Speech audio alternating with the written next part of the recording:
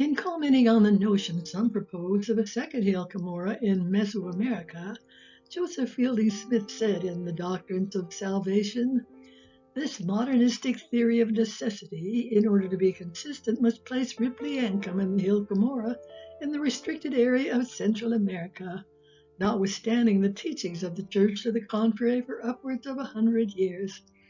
Because of this theory, some members of the Church have become confused and greatly disturbed in their faith in the Book of Mormon." Moreover, the prophet Joseph Smith himself is on record definitely declaring the present Hill Cumorah to be the exact hill spoken of in the Book of Mormon. In describing the Hill Cumorah and its location, the prophet Joseph Smith said, "Convenient to the village of Manchester, Ontario County, New York, stands a hill of considerable size and the most elevated of any in the neighborhood. On the west side of this hill, not far from the top, under a stone of considerable size, lay the plates deposited in a stone box. I looked in, and there indeed did I behold the plates, the Urim and Thummim, and the breastplate, as stated by the messenger." Elder Orson Pratt did not hesitate to say that two mighty nations fought their final battle in western New York, and that Cumorah was the same hill in which the gold plates were found. In 1873, Elders Brigham Young and George Q. Cannon made a visit to New York. Their account of that visit was written up in the Millennial Star on Tuesday, August 19, 1873. It reads, "Undoubtedly, great changes have taken place in the appearance of the surrounding country since the days when Mormon and Moroni trod the spot where we stood.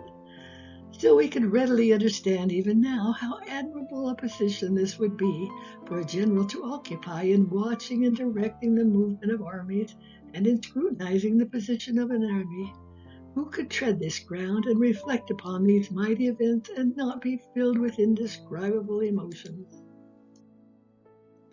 The same emotions Mormon and his son Moroni had as they looked out over the surrounding landscape and viewed the dead and dying of their own people centuries earlier, saying, "And my soul was rent with anguish because of the slain of my people. And I cried, O ye fair ones, how could ye have departed from the ways of the Lord? O ye fair ones, how could ye have rejected that Jesus who stood with open arms to receive you? Behold, if ye had not done this, ye would not have fallen. But behold, ye are fallen, and I mourn your loss." Shetron speaks of the fortifications in the western half of New York State as strategic positions on the hills and the highlands overlooking the valleys, often equipped with palisades set into their low earthen walls. Squire noted more than 1,000 sites in Ontario, Livingston, Genesee, and Monroe counties, with Ontario County being the site of the Hill Cumorah. He concluded that long before the coming of the white man, this region was settled by active and vigorous people. Their villages along rivers, creeks, and lakes, their camps upon the hills, their fortifications in strategic places difficult to assault. In reviewing the ancient works in western New York, B.H. Roberts, author of the Comprehensive History of the Church, wrote, "These described fortifications and burial mounds makes it clear that western New York at some time has been the scene of destructive battles, and the fact constitutes strong presumptive evidence of the statement of the Book of Mormon that great battles were fought here."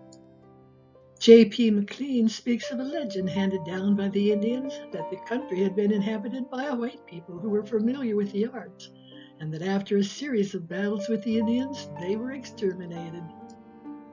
President William Henry Harrison expressed his opinion about the superior race that left so many forts across western New York, saying, "They would not have relinquished this choice land to an enemy without a bitter struggle. No doubt the contest was long and bloody, and that the country so long their residence was not abandoned to their rivals until their numbers were too much reduced to continue the contest." Josiah Priest said, "We're far from believing the Indians of the present time to be the aborigines of America, but quite to the contrary are usurpers who have exterminated the original inhabitants, taking possession of their country, property, and in some few instances retaining the arts learned of these very nations." These usurpers, as he called them, were none other than the Lamanites of the Book of Mormon, a branch of the family of Lehi who grew to be a mighty civilization during a time primeval forest and ancient waters filled much of the land. A close-up view of the land southward shows all the lands and cities noted in the Book of Mormon in their proper locations in relation to each and every other city or land mentioned. Superimposing their most prominent cities over a modern Google map gives us a more familiar view of both the land northward and southward, with the 11 Finger Lakes being the land of many waters Mormon speaks of.